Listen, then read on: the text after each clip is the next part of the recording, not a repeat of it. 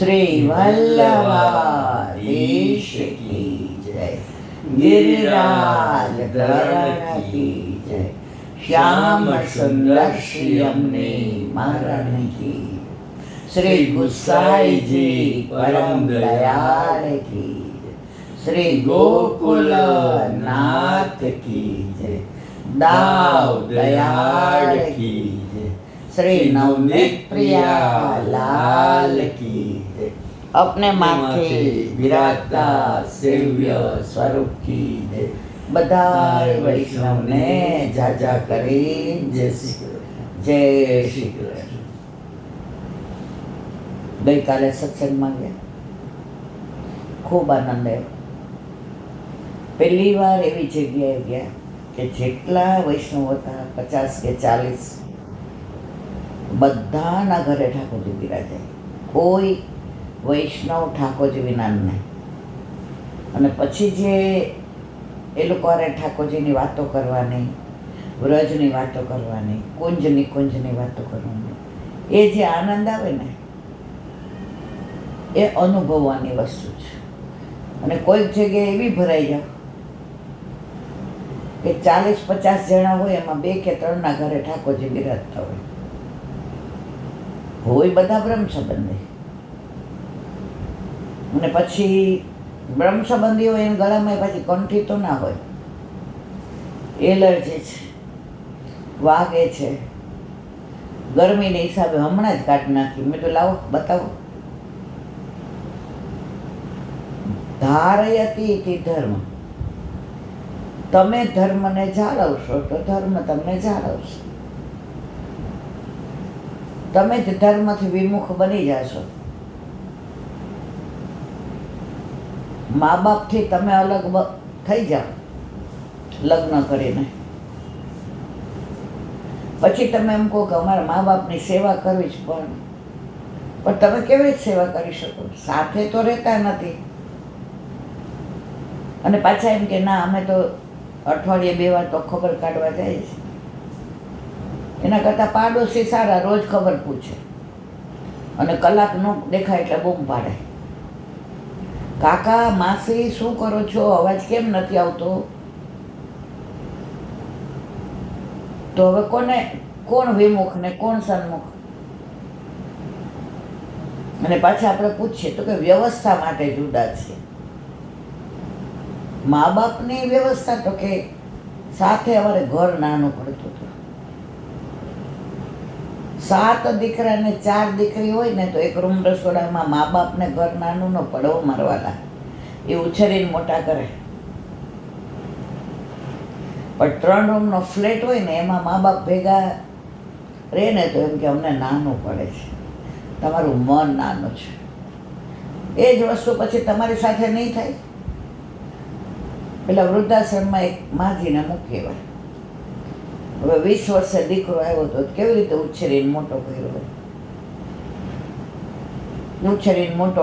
ને લગ્ન કે મારે તો બીજી જ્ઞાતિ કઈ સમજી જાઓ, મારે કેવું નથી. માએ એ આમ કાળજા ઉપર કાળબીન પથ્થર રાખીને હા પાડી, ધામધૂમથી લગ્ન કરી દીધા. હવે પોત પ્રકાશું, મને તારી મા સાથે નહીં ફાવે. માજી આ સાંભળી લીધું. હવે દીકરો એકનો એક હતો ને ઘણા વર્ષે આવ્યો હતો, એટલે બાપા ગુજરી ગયા ત્યારે બધું દીકરાના નામે કરતા ગયા.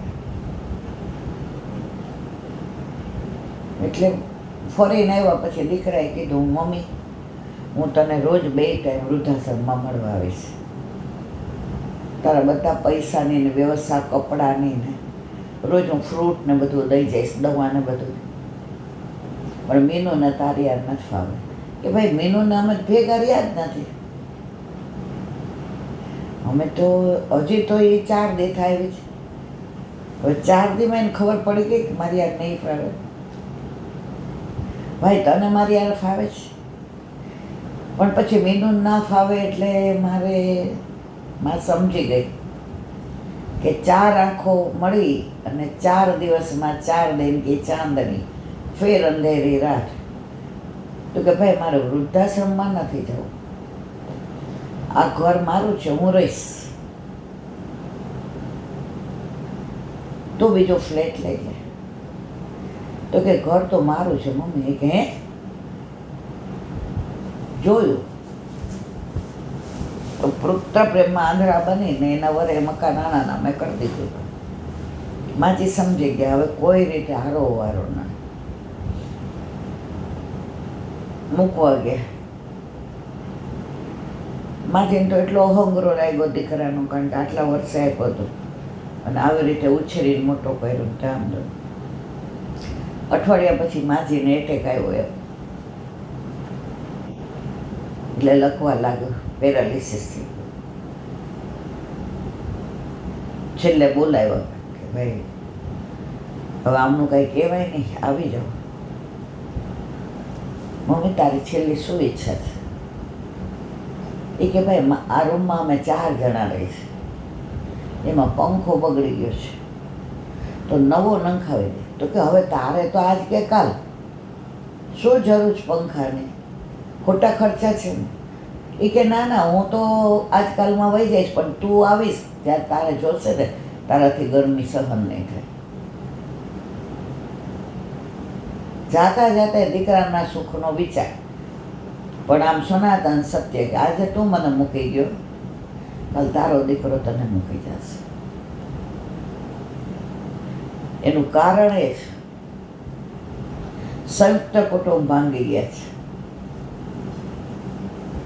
અને ઠાકોરજી ઘરમાં હોય અને બા જાય એટલે ઠાકોરજી ગુરુ ઘરે, તો છોકરાઓ કે ઠાકોરજી ગુરુ ઘરે ને તમે વૃદ્ધોના ઘરે. 50 વર્ષ પહેલા મેં તો કોઈ દિવસ વૃદ્ધાશ્રમ જોયા જ નહોતા, હોય એ મને ખબર નહોતી. અત્યારે તો ઉદ્ઘાટન કરે પ્રધાન કે આવા નવા ખુલતા રહીએ અને આવી સગવડતા. આ સંસ્કૃતિ છે કે વિકૃતિ છે?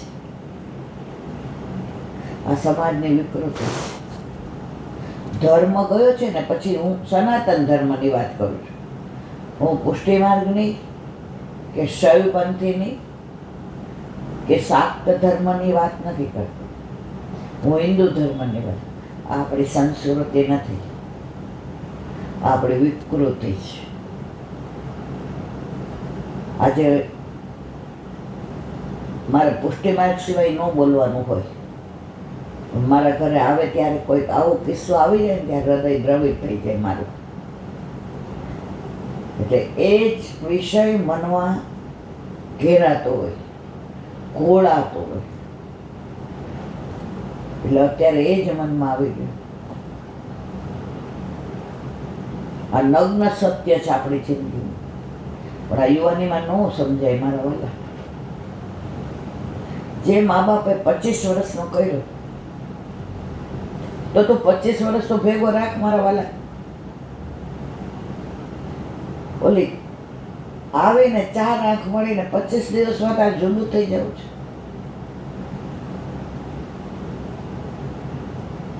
એક માંથી કે મારા દીકરા ને પરણાયો ઈલાબેન, પણ મારા ઘરે ઠાકોરજીની સેવા એટલે મેં નક્કી કર્યું કે ભાઈ હવે એ પરણી જાય એટલે વહુને ચાવી આપી દઉં ને લોકરે આપી દઉં ને હું પછી નિવૃત્ત થઈ જાઉં. કાંઈ જોઈતું હોય તો મારે બેંકમાં જવું ને સવારમાં બેંક પાછી 2 વાગ્યા પછી ખુલીનું એટલે ઠાકોરજીની સેવાના ભોગે જવું પડે. પેન્શન લેવાય સવારે જવું પડે, 2 વાગે બંધ થઈ ગયું. એટલે મેં દીકરાને કીધું કે બેટા હવે તું ને તારી હો, હવે હું તારા પપ્પા નિવૃત્ત, હવે અમારે કાંઈ લેવા નહીં તો દેવા. એટલે બધી ઓથોરિટી એને આપી દીધી. પછી વહુને ખોળો ભરવાનો થયો એટલે પિયર સોવડ કરવા ગઈ. દીકરો આવ્યો, ભડકણી વહુએ દીકરો જણો. હવે એની બેન ને મા બાપ કેવા જબરાઈ, મારે વર્ણન નથી કરવું. એમણે તો કર્યું તો મારે નથી કરવું, મારે લૌકિકમાં. પણ અત્યારે સમાજનું આ નગ્ન સત્ય છે ને મારે કહેવું છે. એટલે દીકરો આવ્યો એટલે પછી માજીનો દીકરો રોજ ત્યાં જાય, હાથે 2 કલાક બેસે. દીકરો આવ્યો હતો ને માથી રાજી થઈ. બધા એવું કે તાર પપ્પા જેવો છે નહીં ભાઈ? એ કે ના ના, મારી વાઈફ જેવો છે. સારું, એ કે આ તો બધા જેટલા આવે ને તારા સગાવાલા એ બધા એવું કે એને દાદા જેવો છે દેખાવ. ના ના, મારી વાઈફ જેવો છે. પછી એકવાર કંઈક વાત થઈ એટલે માજીએ પૂછ્યું કે 3 મહિને રેડી જઈએ, કારણ કે હવે મને બહુ તકલીફ થાય છે, હું કરી શકતી નથી. દીકરો ત્યાં ખબર કાઢવા જાય, ઘરે આવે જમે. ત્યાં હું કહું કે ભાઈ ત્યાં બધાની આવે તો સાંજે મારે તો ખાખરો દૂધ ચાલી જાય. એટલે પેલા બેને ફોન કર્યો કે 3 મહિના હવે મારથી થતું નથી. એટલે પછી ત્યાં એની મમ્મીએ ફોન લઈ લીધો, ના એના પપ્પાએ. એ કે 5મા મહિના પહેલાં નહીં આવે. સારું ભાઈ, તમે જેવી ઈચ્છા. કે સાંજે દીકરો આવ્યો તો કીધું કે આવી જાય તો આપણે તો કામવાળો હોય છે ને આપણે મારા જ રાખી લઈશું. ભાઈ હવે મારાથી નથી થતું, મારો પગ તો બિલકુલ ચાલતો નથી, એક ડગલું હલાતું નથી મારાથી. તો કે ના, મારા સાસુ સસરાએ ના પાડે છે કે 5મા પહેલાં તો નહીં જ આવે. એટલે પછી કે મારાથી થતું નથી કાંઈક, હવે એક કામ કરીએ મમ્મી, હું જુદો થઈ જાઉં. સારું ભાઈ, કાંઈ વાંધો નહીં, તો તાર જુદો થઈ જાય, સારી જગ્યાએ લેજે, પૈસા જે જોઈએ લઈ જા મારી પાસેથી ને. આટલી બધી જમીન છે એમાંથી ને તને વેચીને સારો બંગલો લેવો એટલે પણ તારી લાલિયાને સરખો સાચવજે 5મા મહિને. તો કે હું મારા સાસુના ઘરની આજુબાજુ લઈશ, કાંઈ વાંધો નહીં. માએ નક્કી કર્યું, પ્રભુ તું રાખે તેમ રહેવું, તારાથી જુદી ન કરતો, દુનિયાને જે કહેવું હોય કરવું હોય કરે. હવે કીધું કે તારે જુદું થવું હોય તો થઈ જાય. એટલે ઓલાને સ્ટ્રાઇક થયું કે જો મારી મમ્મીનો ક્યાંય વાંક હોય તો મારી મમ્મી દલીલ કરે કે આમ કરે. પછી કે મમ્મી તારે ફોનમાં વાત થઈ ગઈ, મને બતાવ. હવે મમ્મીને તો રેકોર્ડિંગ આવડે નહીં, પણ ઓલાએ કાંઈક ફોન એવો હતો કે ઓલાએ કાંડો એટલે એના સાસુ સસરા દબડાવતા હતા કે જરાક સરખો થાય એટલે મોકલીએ. પેલા ખોળે દીકરો આવ્યો છે તો એ તમને તો કાંઈ ગણ નથી ને, અમારી દીકરી ત્યાં આવે એટલે તો કરવું જ પડે ને, અને કાચું ઓલું હોય આમ તેમ ને. એટલે એની મમ્મી એમ બોલે, ભાઈ તમને અનુકૂળ હોય એમ, ભાઈ તમને અનુકૂળ હોય.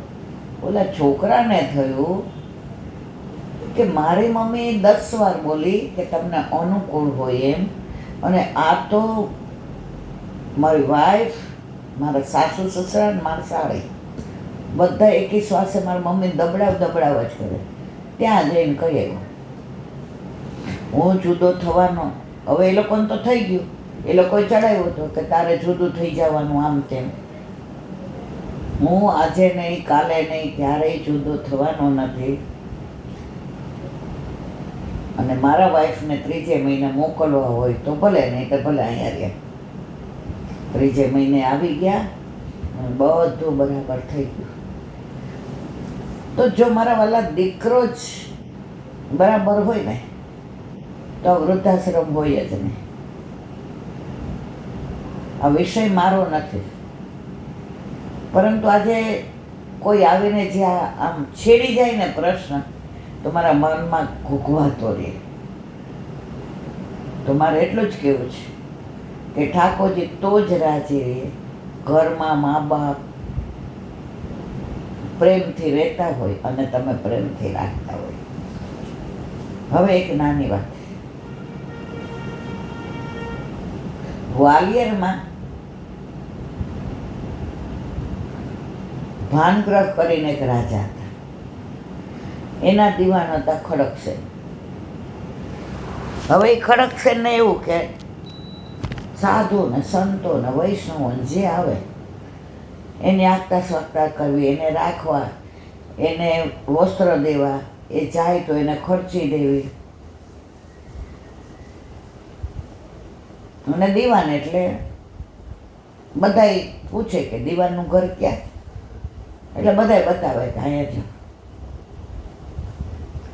અને દીવાનને જે દિવસે 5-25 સંતો કે વૈષ્ણવ નો આવ્યો હોય ને તો સાંજે એના વાઈફને કે આજનો દિવસ વાંચ્યો ગયો, આજ કોઈ સંત મહાત્માએ ચરણ ન પાડ્યા, કોઈ વૈષ્ણવના ચરણની રજ આપણા ઘરે ન પડી,